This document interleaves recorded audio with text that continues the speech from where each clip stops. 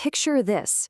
A massive subcontinent, literally home to dozens of languages, hundreds of distinct communities, and some incredibly deep social divides. How in the world did a place so diverse manage to forge a singular national identity and actually oust the most powerful empire on Earth? Well, welcome to this explainer. Today, we are exploring the absolutely fascinating, and let's be honest, deeply complex evolution of nationalism in India. This wasn't some sudden overnight awakening. It was a turbulent, decades-long process. A shared sense of oppression under British colonial rule slowly, painfully bound all these diverse groups together. But, as we're going to see today, that unity certainly did not emerge without a fight, both against the empire and from within. Okay, let's dive right into this. Here is the roadmap for our explainer today. First, the rise of Satyagraha. Second, launching non-cooperation. Third, the Salt March begins. Fourth, voices and limits. And finally, forging a national identity. Let's get started. Section 1. The rise of Satyagraha. To really understand the 1920s, we first have to look at the sheer devastation following the First World War. Let's move to the timeline and see how this builds. Between 1914 and 1918, you had skyrocketing prices, forced recruitment into the army, and fatal epidemics. The Indian population was desperate for a new way to fight back. But the British didn't respond with relief. Instead, they hit back with extreme repression, specifically the Rowlatt Act of 1919. This law gave the government wild powers to repress political activities, like detaining political prisoners without a trial for 2 whole years. No trial. So Mahatma Gandhi called for a nationwide strike, a hurdle, on April 6th. The British clamped down hard, and this tragically escalated on April 13th. On that day, General Dyer blocked the exits of an enclosed ground in Amritsar. He opened fire on a crowd of unaware villagers who were just there for a fair, killing hundreds. His stated goal? To produce a moral effect and terrorize the population. So in the face of that kind of brutal, physical repression, a totally novel method of mass agitation emerged: Satyagraha. Now, Gandhi did not see this as just passive resistance. He insisted it was a weapon for the strong. It was pure soul force. The logic here is actually brilliant. If your cause is true and you're fighting against injustice, you don't need physical force to defeat the oppressor.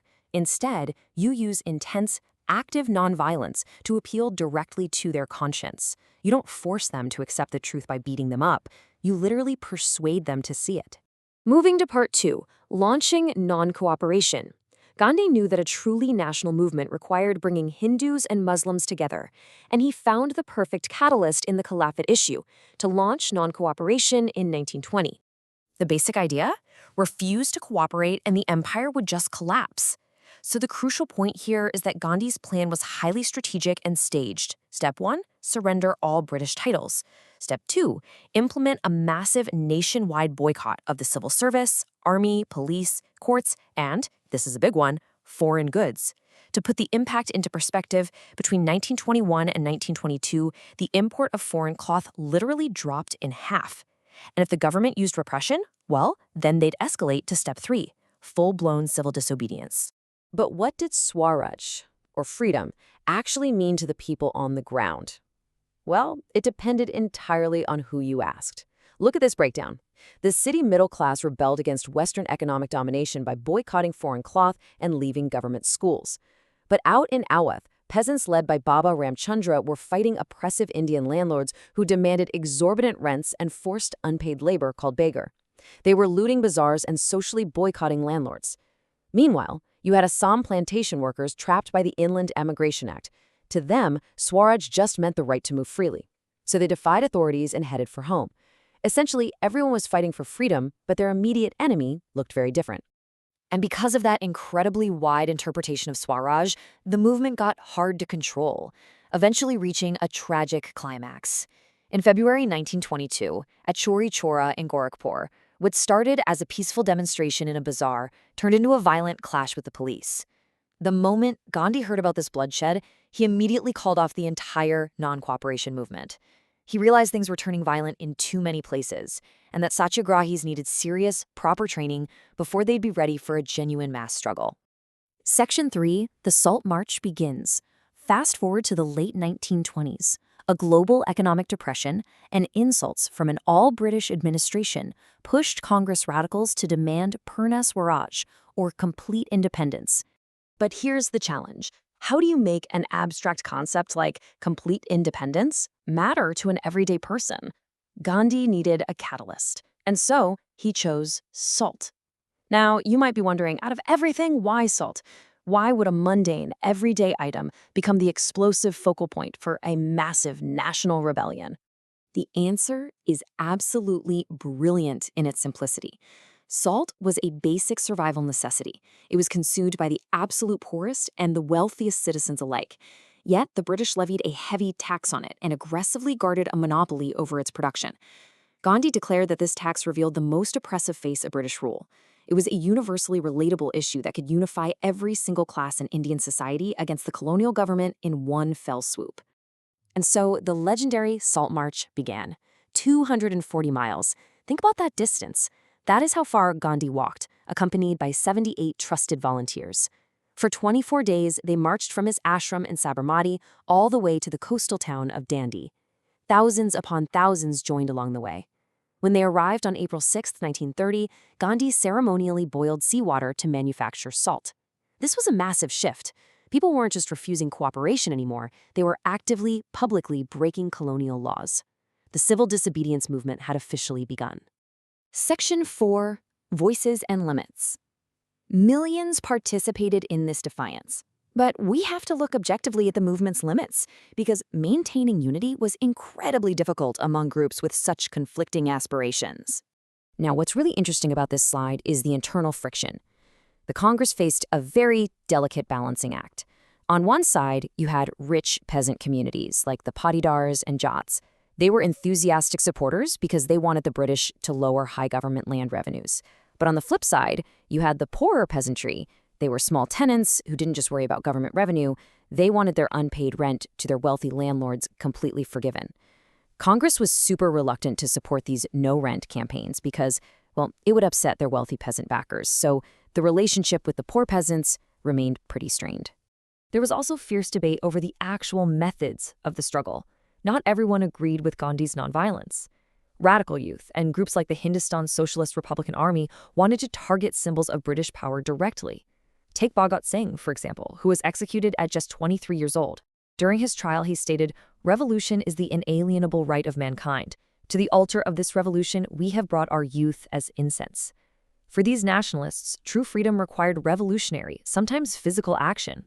Furthermore, the abstract concept of Swaraj didn't move all social groups equally, especially the nation's untouchables, who had begun calling themselves Dalit.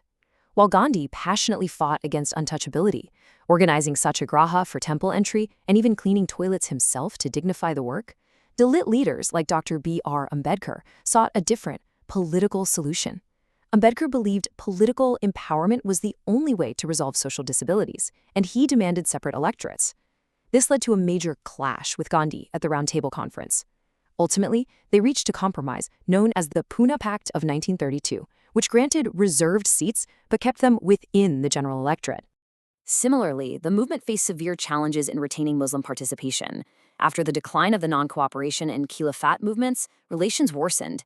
Many Muslim leaders feared their culture and their minority identity would be completely submerged by a Hindu majority. As Sir Muhammad Iqbal, president of the Muslim League, argued back in 1930, recognizing communal groups wasn't about ill will. It was about ensuring free development on the lines of his own culture. They demanded separate electorates as a vital safeguard for their political interests. Section 5. Forging a National Identity. Okay, so with all these differing political demands and deep religious anxieties, how did India actually coalesce? Well, beyond political pacts, a nation becomes a reality through a shared cultural imagination. And this brilliantly illustrates that idea. Just as nations in Europe personified their identity with figures, in the 20th century, the identity of India became visually associated with the image of Bharat Mata, or Mother India. Abanindranath Tagore painted this famous ascetic divine figure in 1905. Having a tangible visual representation gave people an actual image to identify with. Soon enough, devotion to this mother figure came to be seen as evidence of one's nationalism. Along with Bharat Mata, a whole toolkit of cultural symbols was deployed to weave together a collective sense of belonging. Leaders actively toured villages to record folktales, believing these represented the true, uncorrupted traditional culture. They reinterpreted history, looking right past the British colonial narratives to highlight India's ancient achievements in science, art, and trade. And they designed physical symbols, like the Swaraj tricolor flag featuring Gandhi's spinning wheel, a really powerful symbol of self-help that people carry during defiant marches. However, we have to note that when the past being glorified was exclusively Hindu, people of other communities often felt alienated. It really highlights the constant, ongoing struggle for true unity. Which brings us to our final thought. The birth of India as a nation was clearly not a simple story of uniform resistance. It was a complex, imperfect, yet totally magnificent tapestry of unity and diversity. It required finding shared symbols of oppression, like salt, and shared symbols of pride, like Bharat Mata. And it required constantly negotiating the varied aspirations of the rich and poor, radical and moderate, Hindu, Muslim, and Dalit. So, the question on screen is the defining legacy of this era. How does an entire subcontinent with a million different voices eventually find just enough common ground to shatter an empire? Thank you so much for joining me on this explainer. Keep exploring and keep questioning the history that shapes our world today.